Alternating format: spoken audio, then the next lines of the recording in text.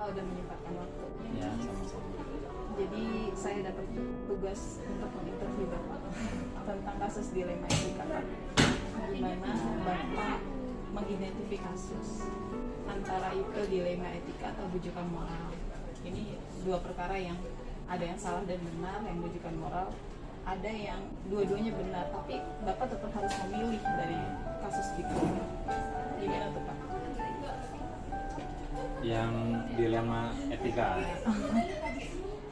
Jadi ketika kita dihadapkan kepada dua pilihan dan dua pilihan itu dua-duanya kemudian ternyata benar, minta untuk memilih yang paling benar di antaranya.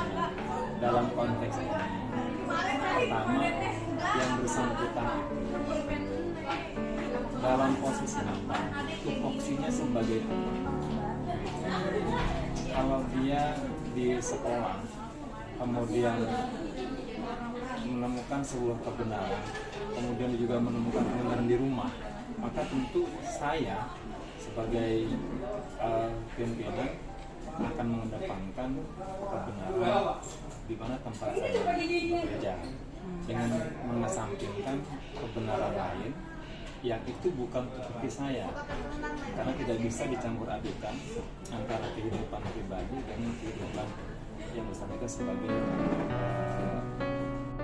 tugasnya sebagai Baik, Pak. Ada langkah lain untuk mengambil keputusan ini? tentu pertama merunut kepada perundang-undangan yang ada. Tugas saya apa? Tugas saya apa? Maka itu yang saya kedepankan. Karena posisinya sebagai kepala sekolah. Stepnya juga kayak gitu ya? Iya. Sesuai aturannya gitu. Saya aturan. Terus ada tantangannya nggak, Pak? Ada yang namanya memilih dua hal yang hampir sama gitu dan dua-duanya benar, tentu ada tantangan. Tantangannya adalah kita harus mengesampingkan subjektivitas kita sebagai manusia, Menyampaikan perasaan-perasaan pribadi. perasaan pribadi dengan mengedepankan sesuatu yang seharusnya. Terus ada yang membantu Bapak untuk mengambil keputusan ini? Bapak sendiri atau musyawarah sama lokasi-lokasi? Tergantung konteks masalahnya. Kalau masalah itu saya membutuhkan masukan dari para wakil-wakil saya akan minta pendapat mereka, walaupun keputusannya nanti tetap saya akan menyampaikan. Saya hanya mengakumulasi, mencari konklusi dari apa yang mereka berikan masukan kepada saya. Jadi tergantung gitu ya, Pak? Tergantung kasusnya. Tergantung kasusnya. Ada kasus-kasus atau masalah-masalah yang saya pribadi bisa menyelesaikan itu dengan melalui pengamatan saya segala macam. Tapi ada masalah-masalah yang memang saya perlu informasi sebelumnya dari wakil saya, ya bahasa agamanya tabayun lah. Gitu. Jadi konfirmasi kalau Iya, bahasa. konfirmasi. Tapi Bapak perlu jadwal khusus nggak, Pak? Nggak, apa misalnya ntar nih dikumpulin dulu kasusnya atau langsung diselesaikan? Kalau penyelesaian masalah itu tipikal masing-masing ya. Kalau saya pribadi, saya lebih memilih untuk menyelesaikan masalah itu secepat mungkin. Nggak perlu ada dikumpulin dulu nih nanti akhir bulan. Nggak perlu delay, karena semakin kita menunda masalah itu, maka dia semakin seperti menjadi bola salju. Semakin besar. Semakin lama semakin besar, dan itu akan berefek kepada hal-hal yang sebenarnya kalau diselesaikan lebih cepat tidak akan ada efek lebih luas gitu loh. Sampingnya lebih banyak. Lebih banyak. Jadi saya lebih memilih menyelesaikan masalah saat itu juga kalau perlu. Kecuali tadi kalau saya membutuhkan informasi-informasi yang memang perlu waktu untuk itu. Gitu. Misalnya gini, terkait dengan pemberian sanksi kepada pegawai baik guru maupun TU. Tentu itu tidak bisa semerta-merta, ada fase-fase yang dimana fase-fase itu ada grade-nya, ada tingkatannya, sampai sejauh mana yang bersangkutan merespon sanksi yang telah diberikan dalam bentuk peringatan 1, peringatan 2, peringatan 3. Itu butuh waktu tuh, iya, bisa 3 minggu, bisa rentangnya bisa sebulan, nanti sepertiga di 3 bulan gitu, baru digantung. Setiap kasus yang harus Bapak ambil keputusan itu pasti ada hikmahnya, kan, pembelajarannya. Pasti, terutama untuk saya pribadi sebagai pimpinan, karena saya sudah terjadi dalam diri guru maupun tata usaha atau karyawan yang lain itu berasal dari dinamika yang berkembang di sekolah saya gitu. Dan dinamika itu dominan dipengaruhi oleh pimpinan. Jadi komandonya kenapa begini? Oh, karena ada kebijakan dari pimpinan gini ya. Makanya saya tidak menutup mata akan itu, dan dalam konteks itulah kita perlu mengevaluasi gitu. Dan saya nggak sendiri untuk itu. Jadi ketika misalnya saya melaksanakan atau melakukan sebuah kebijakan, tentu kebijakan itu sudah dipikirkan matang-matang dengan mempertimbangkan berbagai macam hikmahnya. Tentu ada buat saya pribadi, buat sekolah, dan buat yang bersangkutan. Mohon maaf Pak, Bapak pernah nggak, maksudnya setelah mengambil keputusan itu pernah merasa menyesal nggak Pak? Saya salah nggak ya gitu atau gimana? Kalau menyesal sih tidak, tapi bahwa ketika kita dalam hati masih mempertanyakan apakah tindakan saya benar atau salah, itu adalah bagian dari introspeksi. Itu penting. Tapi bahwa keputusan sudah diambil itu tidak boleh Bisa ditarik lagi ya? nggak bisa. Namun tidak salah ketika misalnya kita masih memikirkan itu tadi sebagai bagian dari introspeksi, karena Pembelajaran juga masuknya ya Pak? pembelajaran apakah keputusan ini sudah tepat atau belum gitu. Tentu kan tepat atau belum itu butuh waktu untuk membuktikan gitu. Maka dari itu introspeksi, evaluasi terhadap tindakan itu penting gitu. Tapi juga jangan terlalu apa sih bahasa sekarang, baper gitu loh dengan keputusan mau diambil. Kalau begitu keadaannya, nanti yang muncul adalah kebimbangan, keputusan yang ambigu gitu loh. Ya sampai seperti itu juga.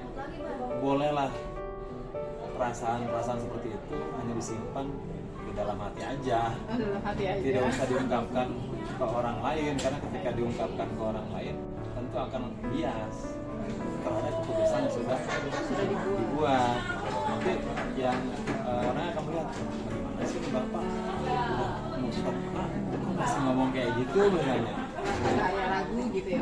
Nah jadi itu biarkan itu menjadi dialektika spiritual gitu dalam batin kita. Dan siapa yang menyelesaikan? Ya diri saya pribadi gitu, karena emang itu Jadi mungkin pelajaran buat Bapak, nanti kalau saya mengambil keputusan harus lebih baik lagi, harus begini-begini lagi gitu. ya. Dan tadi setelah kita evaluasi tentu. Baik Pak. Ya udah Pak, makasih ya Pak ya. Sama-sama. Udah saya nih Pak. Makasih Ibu Bani. Makasih ya Ustazah udah bersedia berbagi ilmu nih. Nah, yang pertama, bagaimana Ustazah bisa mengidentifikasi kasus ya, yang tadi rujukan moral atau dilema etika itu. Ini antara ini kebenaran dan kesalahan atau benar sama benar gitu Ustazah. Ya, kalau dari kasus sih biasanya udah kelihatan ya, kita kan bisa melihat ini sebenarnya masuknya ke dilema atau emang problem. Kalau problem ya pasti itu masalah kita lihat Udah terlihat jelas gitu, udah Ustaz. terlihat. Kalau dilema ini kita lihat ini antara yang mana. Kalau misalnya kaidah fikihnya apa saja? itu Memilih yang pokoknya sama-sama benar gitu. ada Ada itu ya, Ustaz? ada dalam kaidah fikih itu ada kaidah yang memang ketika ada dua perkara sama betulnya maka yang kita pilih yang sedikit resikonya. Sedikit resiko. Jadi memang itu yang harus kita ikuti kalau kita berpegangan kepada Islam ya, karena memang fikih itu salah satu apa ya istilahnya ajaran gitu ya. Baik. Karena kita muslim ya. Hmm. Terus kalau di sekolah gimana Ustaz? Pernah menemukan kasus dilema etika? Ya sering sebenarnya. Oh sering. Ya kadang di anak gitu, kadang di guru. Guru sama anak gitu Nah, Ustaz. jadi biasanya sih ya guru ya. Atau sama guru sama guru. Kalau saya sih ngeliat guru itu bermasalah, misalkan apa sih kita butuh sama dia tapi kayak dia kurang rajin gitu ya. Ya itu kita lihat apa sih Tapi namanya. alasannya benar gitu. Ya alasannya memang apa sih dia karena memang ada tugas yang memang apa sih namanya yang nggak bisa dia tinggalkan. Ya udah akhirnya kita lihat daripada kita bersikeras untuk apa sih namanya kita menang dengan istilahnya kita keras dengan dia akhirnya dia pergi, ya udah kita lihat dulu kita biarkan tapi tetap kita kasih hiburan sedikit. Ada teguran. Itu berarti mungkin udah sering kali Ustazah ya. Ya ada, nggak sering juga ada ya, misalnya ya kayak ya untuk masalah guru ya apa sih namanya ya, Ini prosedurnya gitu saja, ada teguran dulu gitu. ya memang harus, kita kan nggak mungkin kalau misalnya apa-apa langsung kita kasih apa sih namanya langsung Diajak kasih. ngomong nggak usah dari Harus. hati ke hati. Jadi sebenarnya kan kita nggak yang pertama itu jangan teguran ya. Yang pertama adalah contoh, misalnya ada guru yang apa sih namanya yang terlambat, tapi memang dari awal dia masuk kita memang butuh dia gitu kan. Tapi dia agak telat karena memang ada tugas di luar ya. Awalnya itu ya kita kasih contoh dulu bahwasanya tetap yang namanya terlambat itu nggak bagus gitu kan. Ya setelah misalnya kita kasih contoh nggak bagus, ya masih belum ada perbaikan ya kita tegur. Tapi ya benarnya ya emang harus dari hati ke hati. Kalau misalnya udah langsung dikasih SP ya nggak mungkin. Kalau saya kan ini sekolah memang sekolah yang memang beda ya, bukan beda apa, memang sekolah yang dari awal itu kan guru juga diajak bukannya untuk benar-benar ngajar tapi diajak sedekah ilmu, karena memang sekolah saya dulu awalnya sekolah yang sudah hampir mati ya, tapi akhirnya dengan kerjasama guru alhamdulillah bisa berjalan. Makanya sekarang guru-guru yang yang dari awal kita nggak bisa apa ya istilahnya menerapkan kebijakan itu langsung des ya susah, karena kan mereka banyak jasa juga. Tapi ada itu maksud saya efektif nggak Ustaz? Ada perubahan nggak sih? Alhamdulillah. Terus ada tantangannya nggak Ustaz dalam mengambil keputusan itu? Ya pasti ada.